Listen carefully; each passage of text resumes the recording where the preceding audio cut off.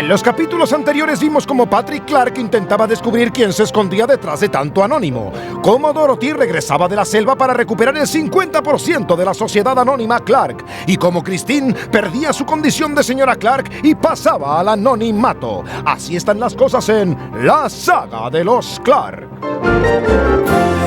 Más rápido, que faltan 50.000. ¿Pero qué hacéis? Hola, mamá. Estamos rellenando postales para participar y ganar en nuestros propios concursos. Ah, está bien.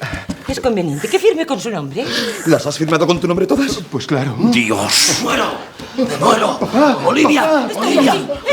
Ay, basta de numeritos, Norma. Sí. El mundo es una posada y la muerte es el final de un largo viaje.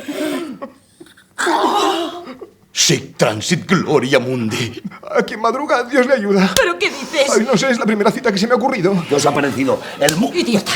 Tú y tus muertes inútiles.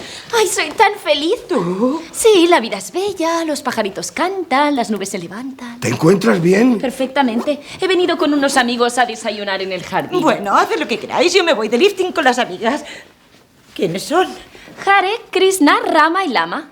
Ay, encantada. ¿Novedades? Nos han puesto una querella por emitir concursos fraudulentos. ¿Pero cómo? ¿No les sobornaste? Sí, por supuesto. Desde luego ya no queda decencia, ¿eh? He estado mirando lo de Dorothy. No tendremos que devolverle las acciones. Según el Código Civil, libro 1, página 2, artículo 192, sí. Faltan 3 días para que pasen 2 años del accidente y la consideren muerta. Oye, ¿por qué no hacemos ver que no la vemos? Yo creo que esa chica, por su bien, debería desaparecer. Procedimiento habitual. No, nada de eso. Algo casual. Nos haría falta un tonto útil. ¡Ven!